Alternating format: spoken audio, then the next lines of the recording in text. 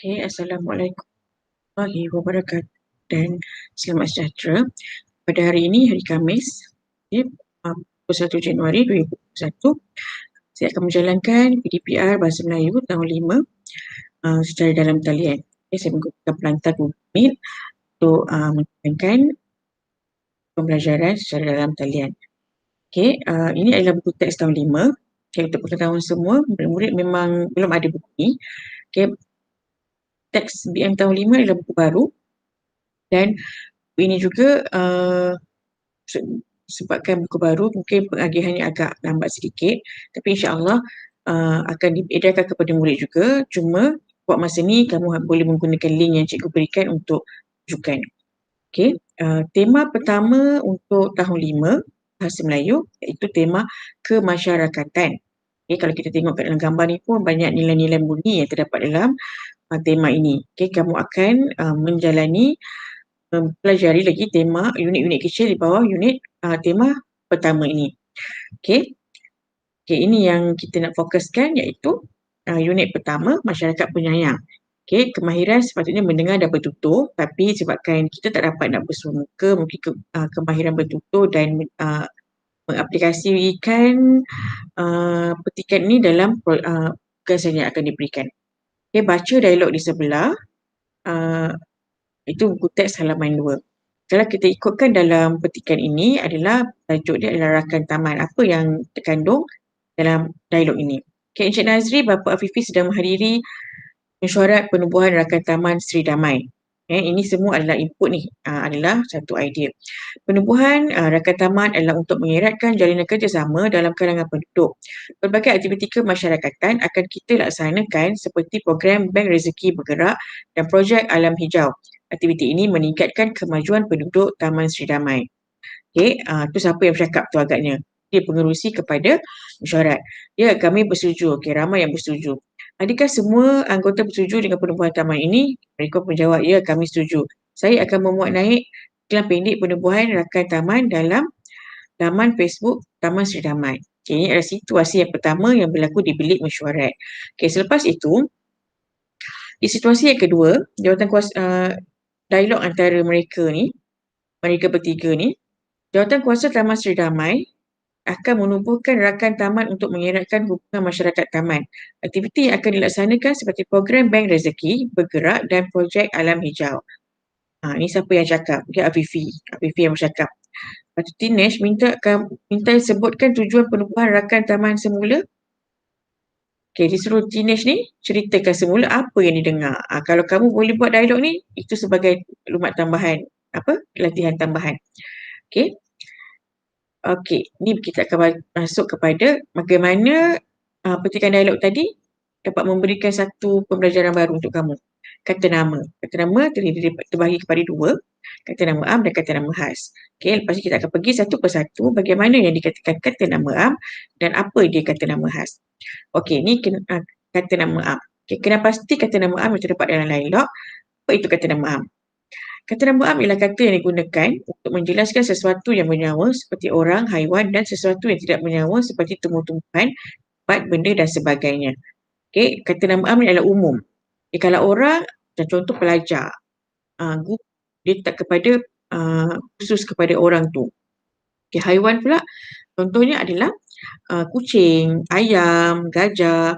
Dia tak dicakap. Tetapi kalau katakan kucing tu ada nama, si Tom, dia akan menjadi kata nama khas. Itu lebih khusus kan. Bila umum, kata nama am. Okey, kita pergi kepada contoh-contoh. Kata nama am, manusia, orang, ayah, perempuan, berani, polis, guru. Inilah kamu boleh baca. Okey, binatang bersama, ayam, gajah, kerbau, anjing, kuda, ikan. Okey, tumbuh-tumbuhan. Okey, benda, tempat dan sebagainya. Tapi kalau macam sekolah ni umum. Tapi bila kita kata Sekolah Kebangsaan Seri Setiawan, S huruf besar, K huruf besar, S Seri huruf besar, Setiawan huruf besar. Itu bezanya. Apa kata nama am dan kata nama khas. Okey. Saya ada buat satu latihan ni. Ada satu je saya bagi kosong. Memang saya nak senaraikan 5. Tapi cikgu nak kamu sendiri yang tulis. Apa yang tempat kosong tu. Itu juga kata nama khas. Okay, kita pergi kepada kata nama khas. ialah kata nama yang secara khususnya digunakan untuk menyebut nama sesuatu benda sama ada benda yang bernyawa dan tidak bernyawa. Ni kita tengok contoh. Jadi lebih khusus. Kata nama am tadi lebih kepada umum. Kata nama khas lebih khusus. Okey, ni adalah kalau contoh benda. Volvo, jenama kereta. Parker, jenama pen, dan sebagainya. Hikayat Hang Tuah, mungkin tajuk buku. Orang, Cik Rafida ni saya kata tadi lebih kepada khusus. Tadi kita tengok murid saja. Tapi satu murid tu lebih khusus ada nama. Okay.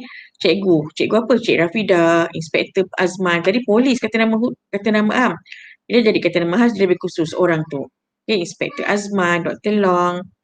Binatang pula, okay, Blackie nama kucing mungkin, nama Blackie, Pak Belang, Sang Kancil. Okay, tempat, kampung baru, Shah Alam, dia lebih khusus. Nama negeri dan nama negara adalah kata nama khas. Okay. Okey.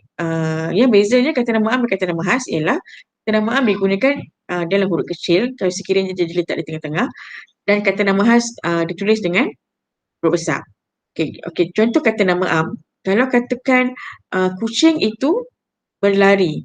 K itu adalah kena huruf besar. Kenapa? Sebab di permulaan ayat. Apabila kucing itu terletak di tengah-tengah, ada seekor kucing itu akan jatuh huruf kecil.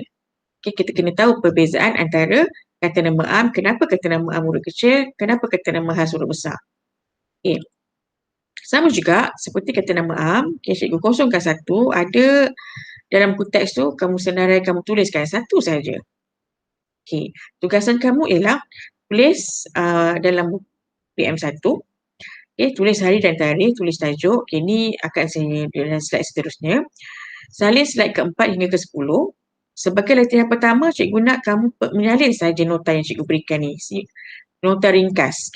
Latihan ini diberikan selama seminggu untuk disiapkan. Tapi jika murid sudah siapkan lebih awal, adalah digalakkan.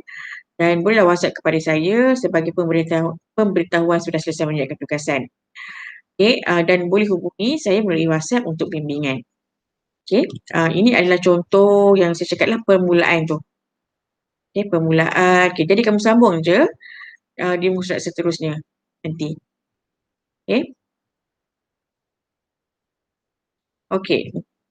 Untuk persediaan buku BM, cikgu nak kamu sediakan 3 buah buku BM kecil yang bersaiz biasa dan 3 buah buku yang bersaiz panjang penulisan. Buku saiz biasa BM1, BM2 dan BM3 akan digunakan untuk pemahaman tata bahasa dan ejaan. Buku saiz panjang 3 buah tu adalah membina ayat, membina ataupun menulis ulasan dan juga menulis karangan. Jadi kamu perlu sediakan 6 buah buku, 3 buah buku kecil dan 3 buah lagi buku panjang untuk persediaan bahasa Melayu nanti. Cikgu harap kita sama-sama bersabar dan menjalani pembelajaran di rumah dan sekiranya ada yang tidak faham tentang apa-apa saja berkaitan dengan bahasa Melayu, boleh mesej saya. Boleh hubungi saya melalui WhatsApp dan juga telefon lah, mesej, Telegram pun boleh. Jadi saya harap kamu dapat siapkan tugasan.